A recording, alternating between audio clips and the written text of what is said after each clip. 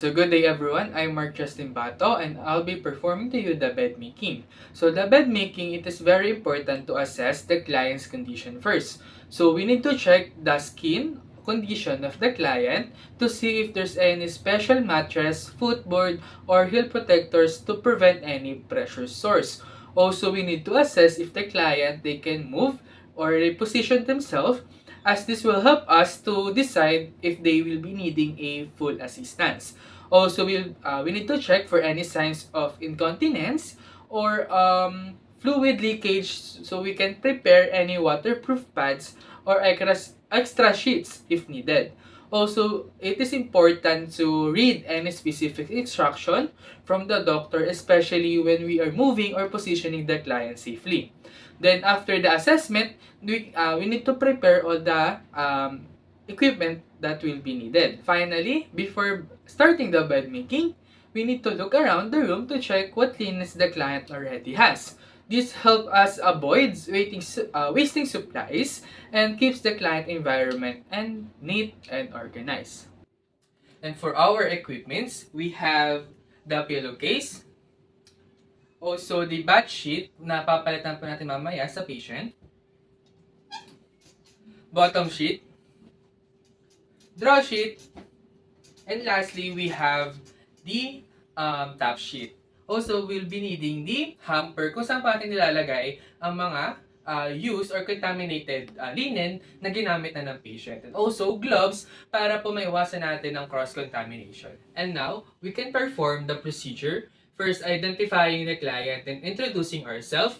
Second is observe appropriate infection prevention procedure and we need to apply gloves. And third, we need to provide the privacy for the client. So, hi ma'am, I'm Mark Justin Bato and I'll be the one who assisting to you for changing your linens. May I know your name and birth date? Lexi M. Pasqua, August 24, 2005. Okay, thank you po ma'am. So, ma'am, our procedure will be, papalitan po natin lahat po ng linen ninyo since already contaminated na po or madumi na po. Okay lang po ba? Okay po. Next, we need to observe or do a hand washing or hand rubbing.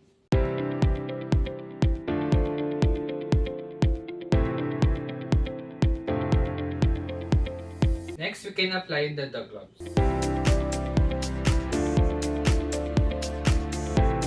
And we will provide privacy for the patient. We will close all the doors and windows or curtains so that the patient will have the trust for us and also comfortable. Now we can remove the bedding, but first we need to remove any equipments that attach from the bed linens. And after that, loosen up all the linens that are tucked inside the bed.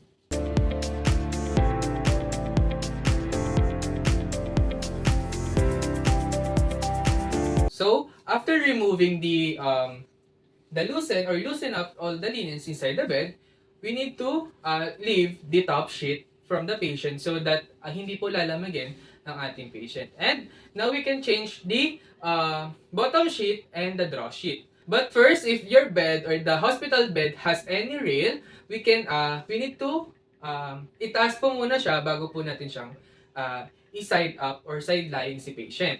Pero kung wala po, kailangan po meron po tayong isang kasamang nurse para umalalay kay patient. So now, we will going to side lying the patient.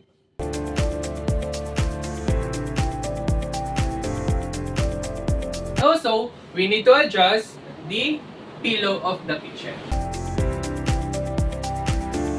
After side lying the patient, now we can fold the draw sheet and also the bottom sheet.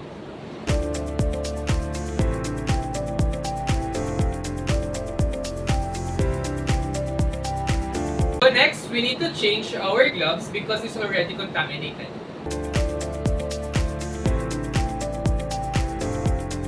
So now we can place the new bottom sheet.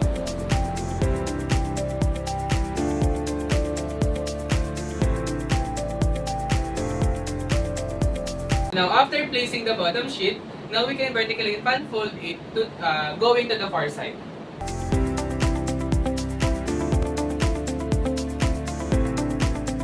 And then, now we can do the miter.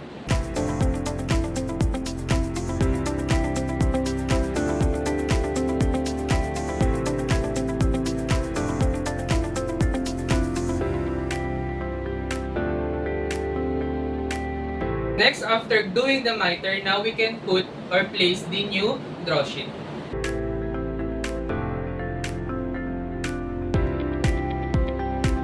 Now, after placing the draw sheet at the center of the patient or the center of the bed, now we can assist our patient going to us.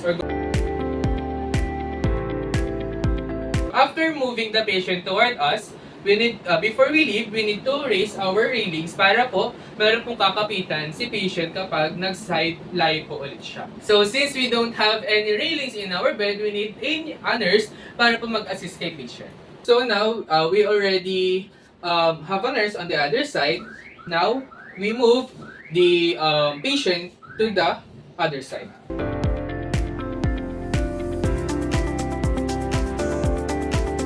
After moving the patient toward the other nurse, now we can remove the linen that we, or the used linen.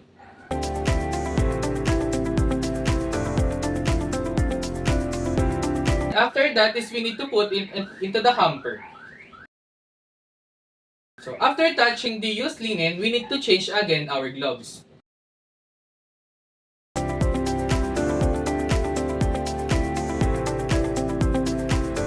So after applying the new gloves, we need to unfold the bottom sheet going to the from the center going toward us. And also we need to facing the sides of the sheet, both of our hands to pull the bottom sheet.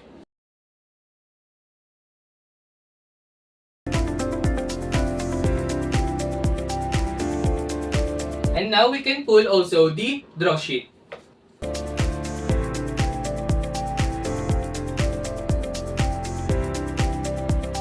So after pulling the draw sheet, we need to tuck it under the mattress, and also we need to reposition our patient going to the center.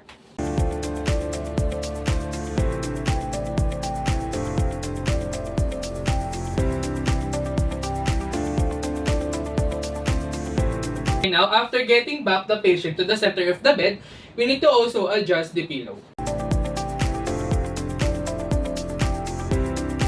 And then, also we need to apply or we need to determine what position the client requires or prefer and assist the client to that position.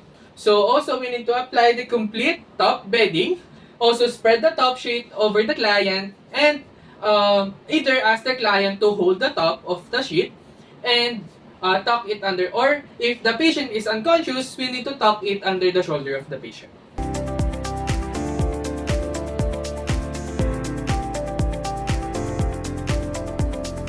After that, we need to put it on the hamper.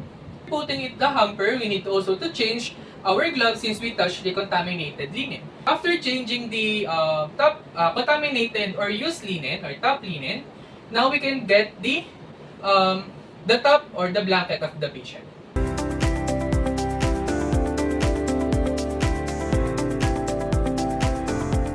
After putting the top sheet or the blanket of the patient, now we need to tuck it the bottom part or the edge part of the blanket to the under the mattress.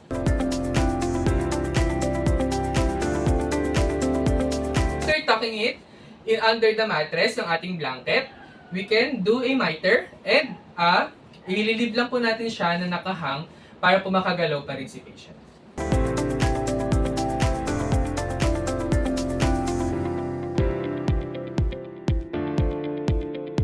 So now we can change our pillow.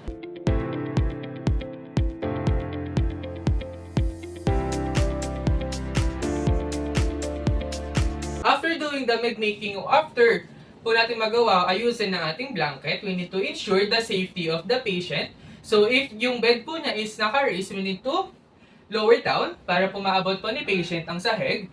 And also, we need to attach the call light to the bed linen within the client's reach po. And also, put items back po kung saan po sila naka-attach, especially sa katawan ni patient or sa bed po natin. And also, after doing all the procedure, we need to do a hand hygiene and remove our gloves. So after doing the hand washing, we do the document the procedure.